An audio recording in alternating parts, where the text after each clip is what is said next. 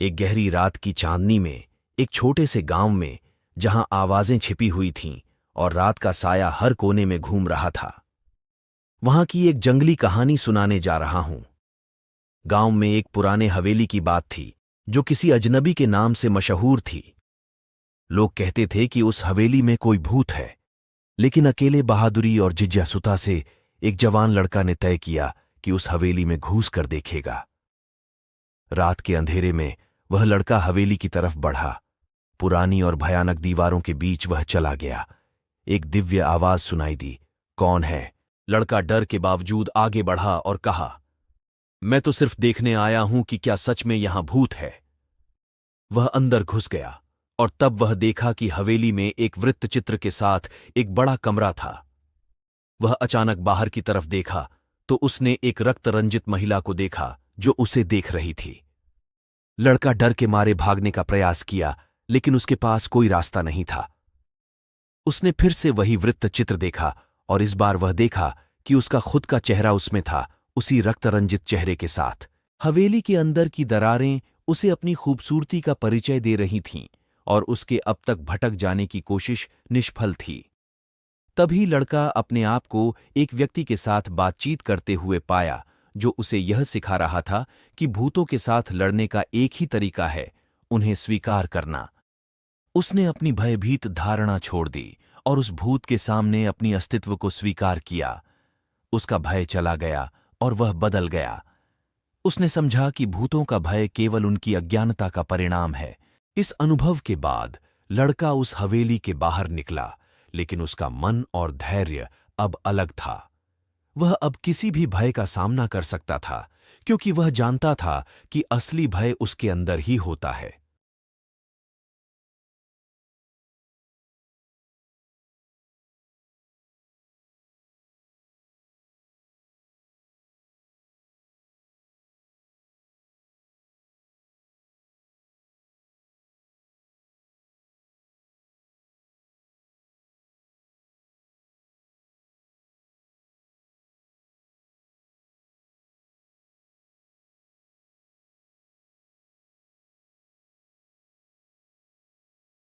मैं आज जो आपको किस्सा सुनाने जा रहा हूँ वो आज से 10 साल पहले मेरे साथ घटी। दोस्तों, आपने सुना होगा कि रात को पानी पास रखकर सोना चाहिए। ये मेरी कहानी पानी पर आधारित है। आज से 10 साल पहले मैं अपने मामा के यहाँ जैसलमेर गया। वहाँ जाकर पता चला कि यहाँ तो 2 साल से अकाल पड़ा है और पानी लेने के लिए 5 किलोमीटर जाना पड़ता है। मामा मामी से मिलने के बाद मेरे मामा का लड़का और मैं पानी लेने के लिए चल पड़े। रास्ते में पैदल चलते हुए थक गए थे और एक जगह बैठ गए। तब उसने एक किस्सा सुनाया कि पिछले साल पानी की वजह से एक औरत का बच्चा रो रहा था और वो काफी बीमार था, इसलिए वो पानी मांगने हमारे गांव में आई, लेकिन उसको किसी ने पानी नहीं दिया। जब वो वापस लौट रही थी तो रास्ते में उसको ठाकुर के घर पर पानी दिखा तो उसने बिना पूछे पानी पीने की कोशिश की। जब उसको ठाकुर ने देखा तो वो गुस्से से आग बबूला हो गया और कुदाली लेकर उस औरत की तरफ दौड़ा। उस औरत ने भागने की कोशिश की, लेकिन वो गिर गई। ठाकुर ने बिना आवताव देखे कुदाली से उस औरत की हत्या कर दी। उसके एक दिन बाद उस बच्चे की भी बिना पानी के मौत हो गई। कुछ दिनों बाद खबर आई कि उसी कुदाली से ठाकुर को भी किसी ने मार दिया और धीरे धीरे उसके पूरे परिवार को किसी अनजानी ताकत ने मौत के घाट उतार दिया।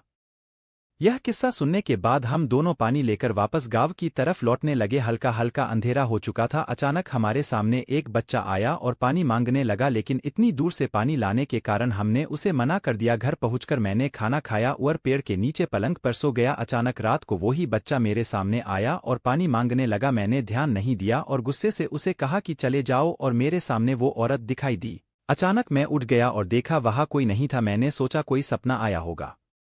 फिर रात को 2 बजे के आसपास मैं पेशाब करने के लिए खुले मैदान की तरफ गया और मुझे पानी शब्द सुने दिया। मैंने सोचा मामी होगी। फिर मैं वापस पलंग की तरफ लौटा ही था कि अचानक फिर पानी शब्द सुनाई दिया। अब मैं गुस्से से आग बबूला हो गया और कहा, कौन है? सामने आओ, अभी पानी देता हूँ।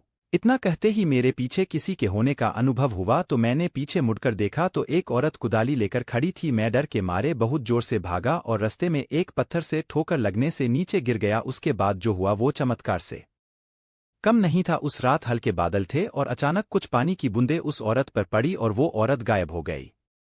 मैं अपनी जान बचाने के लिए प्रभु को धन्यवाद देने लगा। अगले दिन ही सुबह जल्दी 5 बजे मैंने अपने घर मकराना जाने की ठान ली। मैं अपने मामा मामी को बिना बताए निकल पड़ा। स्टेशन पर पहुंचा और बैठे हुए मैंने देखा कि बच्चा रो रहा था। मैं घबरा गया, लेकिन वो औरत पास आई और पानी मांगने लगी। मेरे को पानी चाहिए था, लेकिन मैंने अपनी बोतल से उस औरत और बच्चे को पानी पिला दिया। उसके बाद रेल आ गई और मैं अपने घर पहुंच गया। उसके बाद से मैं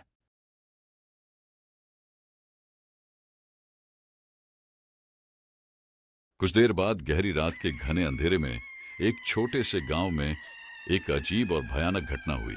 गांव के लोग इसे भूतिया हवेली की कहानी मानते थे, जो कि उनके पास ही थी, लेकिन कोई भी इसे साहस नहीं करता था देखने के लिए।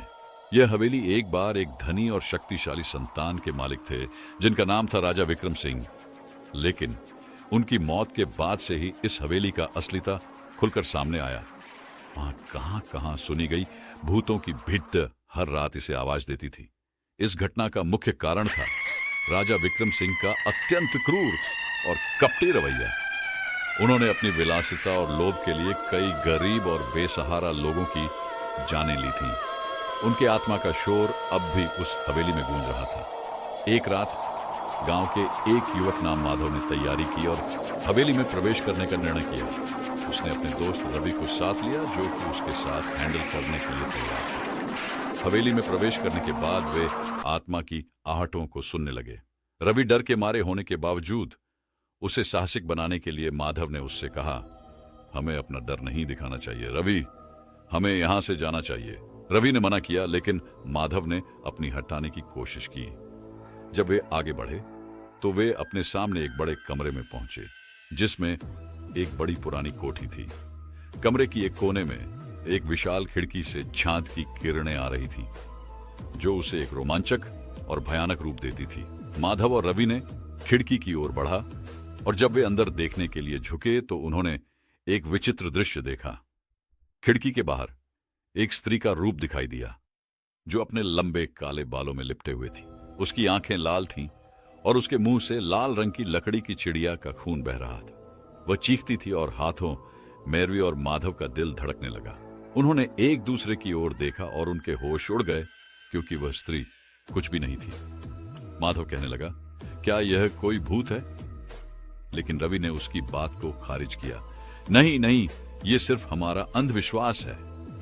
माधव को उसे देखने का हिम्मत नहीं हुआ।